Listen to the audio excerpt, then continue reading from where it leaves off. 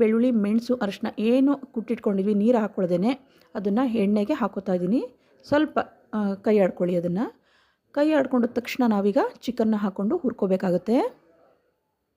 ನೋಡಿ, ಸ್ವಲ್ಪ ಹುರ್ಕೊಂಡು ನಂತರ ಈಗ ನೀರನ್ನ ಚೆನ್ನಾಗಿ ಸೋರಿಸ್ಕೊಂಡು ಚಿಕನನ್ನು ನಾವು ಹಾಕ್ಕೋಬೇಕಾಗುತ್ತೆ. ಇಲ್ಲಾಂದರೆ ಹಾರುತ್ತೆ ಮುಖಕ್ಕೆಲ್ಲ. ಸ್ವಲ್ಪ ಜೋಪಾನವಾಗಿ ಹಾಕ್ಕೊಳ್ಳಿ.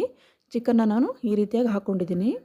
ಈಗ ಚಿಕನ್ನು ಮತ್ತು ಆ ಮಸಾಲೆ ಏನಿದೆ ಅದನ್ನು ಎರಡನ್ನೂ ಮಿಕ್ಸ್ ಮಾಡ್ಕೊಳ್ಳಿ ಚೆನ್ನಾಗಿ. ಒಂದಕ್ಕೊಂದು ಬೆರ್ತೋಗಬೇಕು.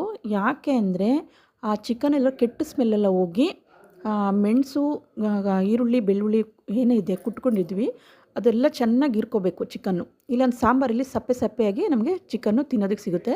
ಅದಕ್ಕೋಸ್ಕರ ರುಚಿಕರವಾದಂಥ ನಾಟಿ ಸ್ಟೈಲ್ ಇದು. ಹಳೆಯ ಕಾಲದ ಪದ್ಧತಿ ಇದು. ಮೆಣಸು, ಅರಿಶಿನ, ಈರುಳ್ಳಿ, ಬೆಳ್ಳುಳ್ಳಿ ಹಾಕ್ಕೊಂಡು ಸ್ವಲ್ಪ ಜಜ್ಜಿಟ್ಕೊಂಡು ಈ ಥರ ಹುರ್ಕೊಂಡು ಚಿಕನ್ನು ನೀರು ಬಿಡ್ತಾ ಹೋಗುತ್ತೆ. ನೋಡಿ, ಈಗ ನೀರು ಬಿಡ್ತಾ ಹೋಗ್ತಾ ಇದೆ ಚಿಕನ್ನು. ಆ ಕೆಟ್ಟ ನೀರಿನಂಶ ಏನಿದೆ ಅದೆಲ್ಲ ಡ್ರೈ ಆಗಬೇಕು. ಆ ರೀತಿಯಾಗಿ ನೀವು ಹುರ್ಕೋಬೇಕಾಗುತ್ತೆ. ಸ್ವಲ್ಪ ಉಪ್ಪು ಹಾಕ್ಕೊಂಡು, ನೀವು ಆಗಲೇ ತೋರಿಸಿದ್ದೀನಿ ನಿಮಗೆ ಉಪ್ಪು ಹಾಕಿರೋದನ್ನ. ಉಪ್ಪು ಹಾಕ್ಕೊಂಡು ಚೆನ್ನಾಗಿ, ಆಗ ಉಪ್ಪು ಖಾರ ಎಲ್ಲ ಚೆನ್ನಾಗಿ ಹಿಡಿಯುತ್ತೆ. ಕೆಟ್ಟ ಅಂಶ ಏನಿದೆ ನೀರಿನಂಶ ಅದೆಲ್ಲ ಹೊರಗಡೆ ಹೋಗುತ್ತೆ. ನಮಗೆ ಒಳ್ಳೆ ಆಹಾರ ರೆಡಿ ಆಗುತ್ತೆ. ಈಗ ನೋಡಿ, ಎಲ್ಲ ಡ್ರೈ ಆಗ್ತಾಯಿದೆ. ಏನು ನೀರು ಬಿಡ್ತಾಯಿದೆ ಅದೆಲ್ಲ ಡ್ರೈ ಆಗ್ತಾಯಿದೆ. ನೋಡಿ, ಚೆನ್ನಾಗಿ ಆವಾಗವಾಗ ಕೈ ಆಡ್ಕೊಳ್ಳಿ. ನೀಟಾಗಿ ಚೆನ್ನಾಗಿ ಹುರ್ಕೋಬೇಕು. ಆ ನೀರಿನಂಶ ಎಲ್ಲ ಹೋಗುತ್ತೆ. ನಿಮಗೆ ಗೊತ್ತಾಗ್ತಾ ಹೋಗುತ್ತೆ. ಕೆಟ್ಟ ಸ್ಮೆಲ್ಲೆಲ್ಲ ಹೋಗಿ ಒಂದೊಳ್ಳೆ ಸ್ಮೆಲ್ ಬರೋಕ್ಕೆ ಶುರುವಾಗುತ್ತೆ. ಒಂದೊಳ್ಳೆ ಅದು ಎಣ್ಣೆ ಬಿಡ್ತಾ ಹೋಗ್ಬೇಕು. ಆ ನೀರಿನಂಶ ಎಲ್ಲ ಹೋಗಿ ಆವಿಯಾಗಿ ಹೋಗಿ ಎಣ್ಣೆ ಅಂಶ ಬಿಡ್ತಾ ಹೋಗಬೇಕು. ಅಲ್ಲಿವರೆಗೂ ನೀವು ಚೆನ್ನಾಗಿ ಫ್ರೈ ಮಾಡ್ಕೋಬೇಕು. ನೋಡಿ, ಎಣ್ಣೆ ಬಿಡ್ತಾ ಇದೆ. ನೋಡಿ, ಅಲ್ಲಿ ನೀರಿನಂಶ ಎಲ್ಲ ಹೋಗಿದೆ. ನೋಡಿ, ಈಗ ಎಷ್ಟು ಘಮ ಘಮ ಅಂತ ಇದೆ ಅಂದರೆ ಕೆಟ್ಟ ಸ್ಮೆಲ್ಲೆಲ್ಲ ಹೋಗಿದೆ.